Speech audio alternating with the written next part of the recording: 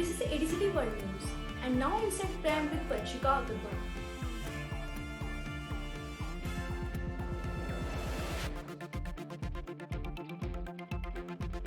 This week on Inside Prime, the Bitcoin story and the Bitcoin city of America.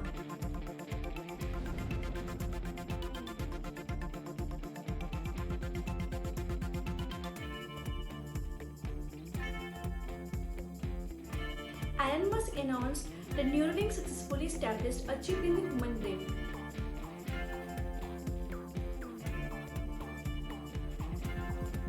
But first we start with global headlines.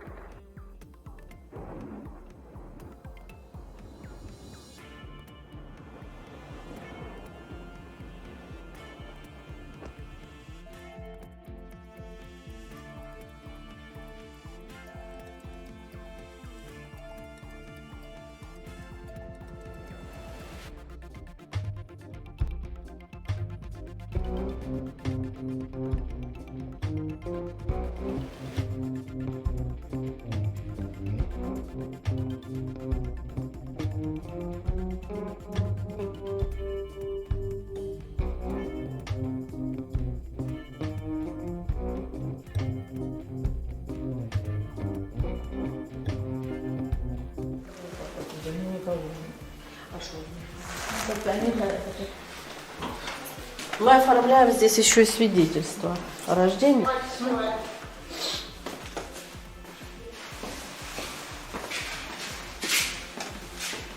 Вот там у нас лежить дитина.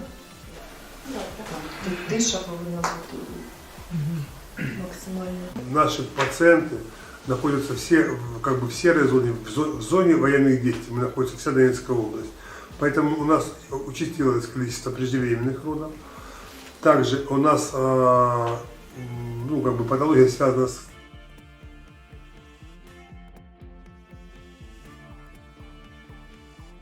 Welcome to the Inside Prime with me, Vanshika Agarwal. Bitcoin is a digital or virtual currency that operates on a decentralized peer-to-peer network called blockchain technology. It was invented in 2008 by an anonymous person or group of people using the pseudonym Satoshi Nakamoto and released an open source software in 2009. Let's unfold this whole scenario in today's cover story.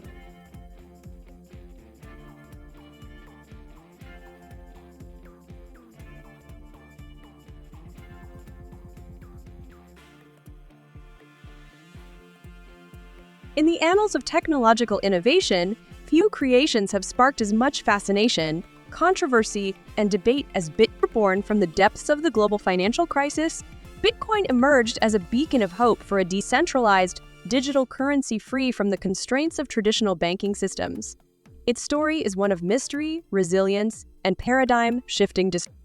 The genesis of Bitcoin traces back to a white paper titled Bitcoin, a peer-to-peer electronic cash system published in 2008 under the pseudonym Satoshi Nakamoto. The true identity of Nakamoto remains shrouded in mystery, with speculation ranging from individual programmers to clandestine government agencies. Regardless of its origin, the white paper laid the foundation for a revolutionary concept: a decentralized digital currency powered by blockchain technology.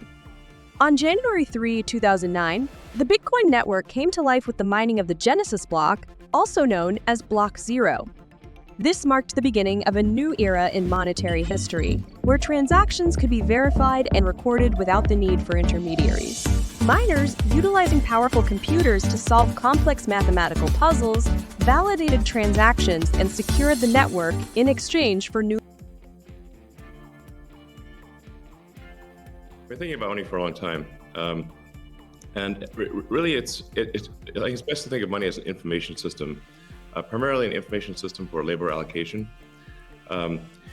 And For practical purposes, it exists in a series of heterogeneous databases, like very different databases in bank mainframes around the world. It moves quite slowly in reality. It may seem to move fast sometimes, and it does with PayPal, which is real time. But the vast majority of the systems out there are batch processing. So the actual reconciliation may take 1 to 5.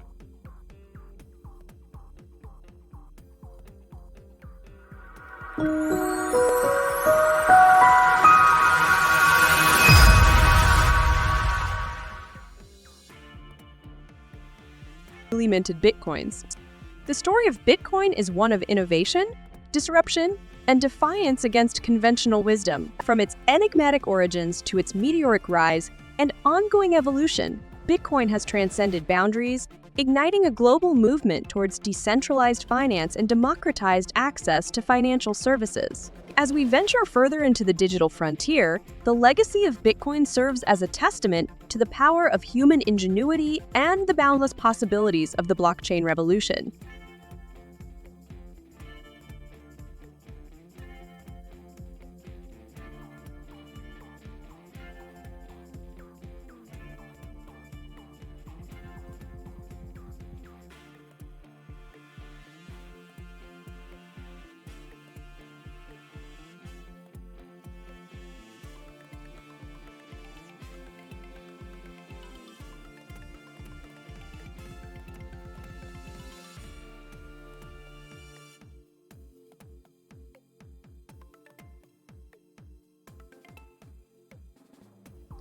The president of El Salvador promised in November 2021 to build a Bitcoin city, a futuristic metropolis powered by a volcano. More than 2 years later, people still waiting for the first brick to be laid. Watch more in this story.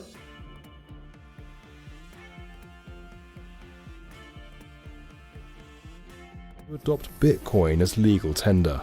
That means the cryptocurrency can be exchanged for goods and services in the same way as US dollars, which had been the country's only official currency for 20 years.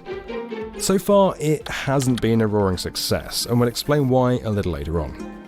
The move was brought about by this guy, El Salvador's president, Nayib Bukele.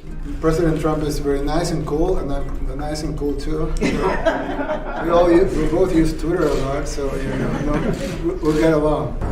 As if the currency thing wasn't groundbreaking enough, he now plans to double down on his crypto gamble in quite spectacular fashion with this, Bitcoin City. Due to be built in the southeastern region of La Union, not far from the border with Honduras, the city is designed in the shape of a circle, resembling a giant coin. The main streets will all radiate outwards from the centre, a bit like a bike wheel or the arrondissements of Paris. But instead of the Arc de Triomphe, here you'll find a central plaza covered in a giant Bitcoin logo. It'll have digital amenities like galleries for non-fungible tokens or NFTs, museums on the history of money, and of course everyone's going to be encouraged to use Bitcoin. That'll either sound really exciting or incredibly tedious depending on where you stand on all this. To attract more investment, there are even plans to scrap all taxes apart from VAT, with money from that used to develop the city further and keep it maintained. Now, despite how it may appear, Bitcoin City is not just aimed at people who are into crypto and don't like paying tax. They can bring their families too. The intention is for it to be an entirely livable city. Half of it will be allocated to housing. There's schools, shops, a light rail system, airport, seaport, green spaces, you name it. We don't really know what any of this will look like yet, as there are only a few renderings in existence at the moment.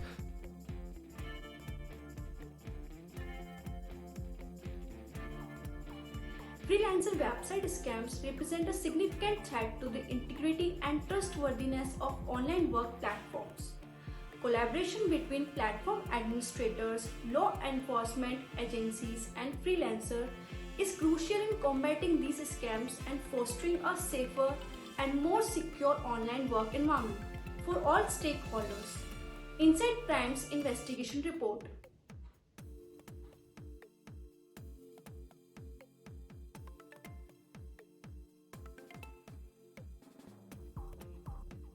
Freelancer websites have revolutionized the way people work, offering opportunities for individuals to connect with clients globally and earn income remotely.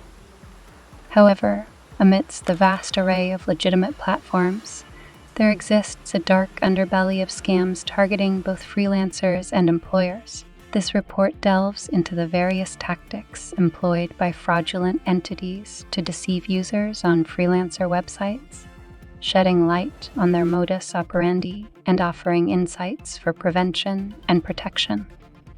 Types of scam. Scammers pose as potential clients, offering lucrative projects to freelancers.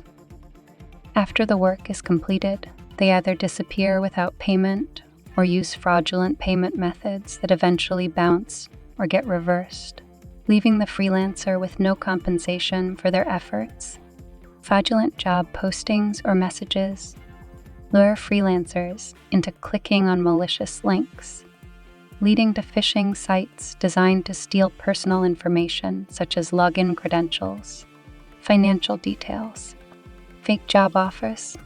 Scammers post fake job listings with enticing descriptions and high pay rates to attract unsuspecting freelancers. Once contacted, they may demand upfront fees for registration, training materials, or background checks, promising employment opportunities that never materialize.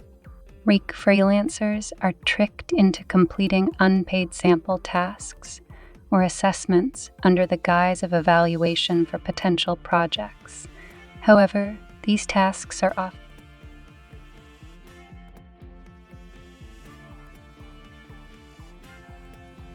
This is the Inside Prime.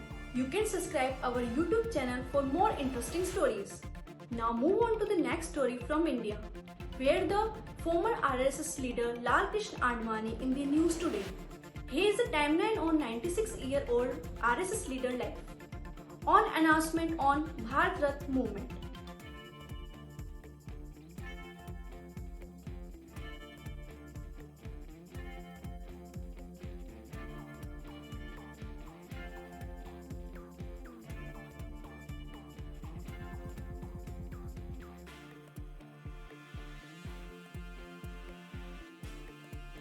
हुआ, लाखों लोग बेघर हुए, लाखों लोग मारे गए बेगुनाह, और पाकिस्तान ने अपने को इस्लामिक राज्य घोषित किया, मजहबी राज्य घोषित किया।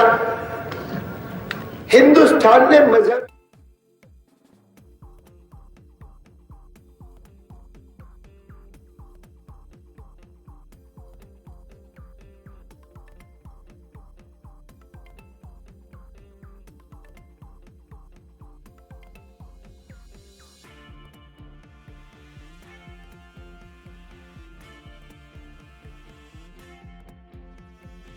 Billionaire technologist Elon Musk announced this week that his company Neuralink has implanted its brain-computer interface into a human for the first time.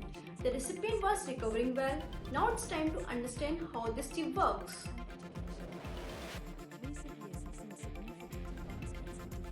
There's a huge amount of trials and an evaluation to kind of to take place before we're kind of anywhere for this kind of being a mainstream development. But yeah, you know, the kind of, I guess the thing that's exciting for me is kind of obviously it's helpful for people from a health perspective, Yes. but Yeah. you know, the potential to extend these kind of technologies into mainstream kind of consumer electronics, you know, the evolution of the smartphone is something we talk about all the time, and whether these kind of technologies can be adapted to kind of, you know, evolve that kind of technology. There's a huge amount of trials and an evaluation to kind of to take place before we're kind of anywhere for this kind of being a mainstream development. But yeah, you know, the kind of, I guess the thing that's exciting for me is kind of obviously it's helpful for people from a health perspective, you know, the potential to extend these kind of technologies into mainstream kind of consumer electronics, you know, the evolution of the smartphone is something we talk about all the time, and whether these kind of technologies can be adapted to kind of, you know, evolve that kind of technology. There's a huge amount of trials and an evaluation to kind of to take place before we're kind of anywhere for this kind of being a mainstream development. But yeah, you know, the kind of, I guess the thing that's exciting for me is kind of obviously it's helpful for people from a health perspective, Yes. but Yeah. you know, the potential to extend these kind of technologies into mainstream kind of consumer electronics, you know, the evolution of the smartphone is something we talk about all the time, and whether these kind of technologies can be adapted to kind of, you know, evolve that kind of technology. There's a huge amount amount of trials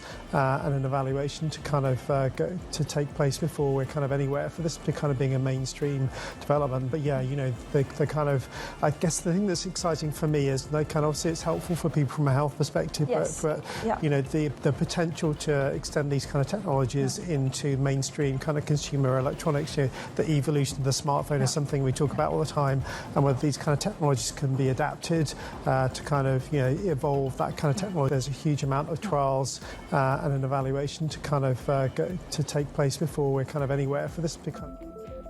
Hello. We're thrilled to introduce Neuralink's PRIME study, the first clinical trial of a groundbreaking experimental device that could help transform the lives of people with paralysis. Imagine the joy of connecting with your loved ones, browsing the web, or even playing games using only your thoughts. This is made possible by placing a small, cosmetically invisible implant in a part of your brain that plans movements. The device is designed to interpret your neural activity so you can operate a computer or a smartphone by simply thinking about moving.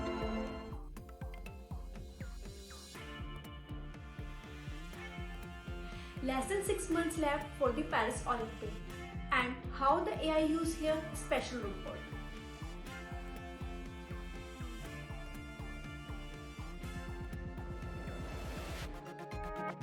A 100 years after it hosted its last Olympic Games, Paris is gearing up to welcome more than 10,000 athletes and some 15 million visitors this summer. With only 6 months to go until the 2024 Paris Olympics, the clock is ticking for the organising committee.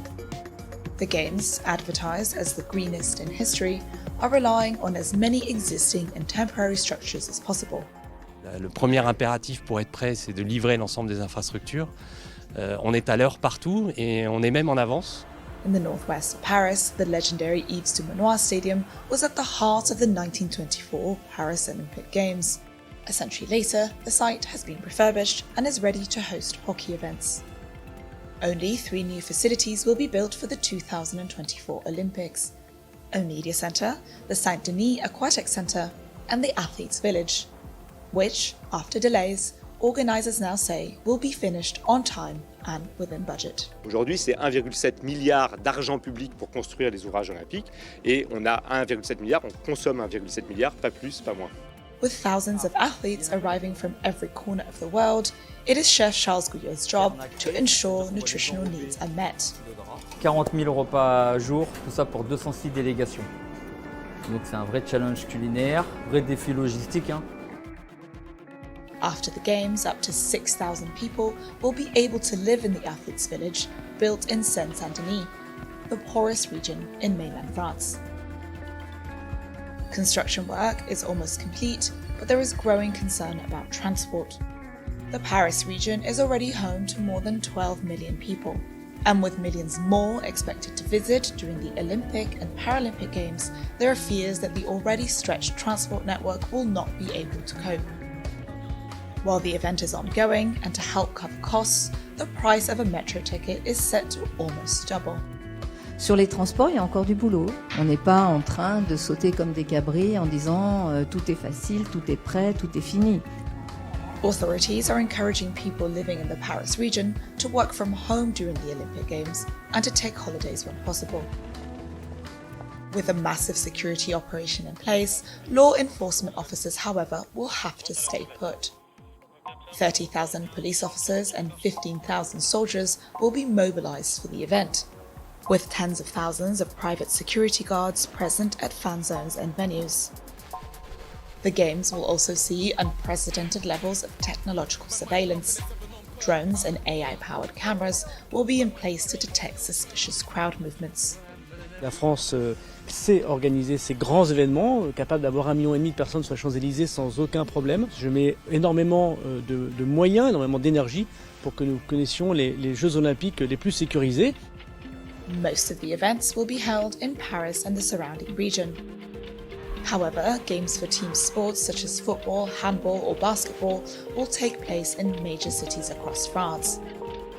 The southern city of Marseille will host sailing events, while surfing will be held in the French Pacific island of Tahiti, 15,000 kilometers from Paris. A new aluminium tower that will be used by judges during the competition there has been the subject of debate for months after works damaged the coral reef. Pour des Jeux Olympiques dont on dit qu'ils vont être les plus verts de l'histoire des Jeux Olympiques, en tout cas c'est comme ça qu'on nous les a vendus, c'est comme ça qu'on nous les vend dans les médias, et pour le sport le plus nature en fait, on va réussir à abîmer l'environnement. Environmentalists and surfers were outraged by the damage, but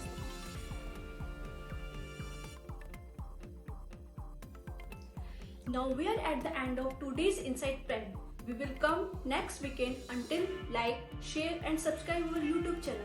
And for more updates, visit our website adctnews.com.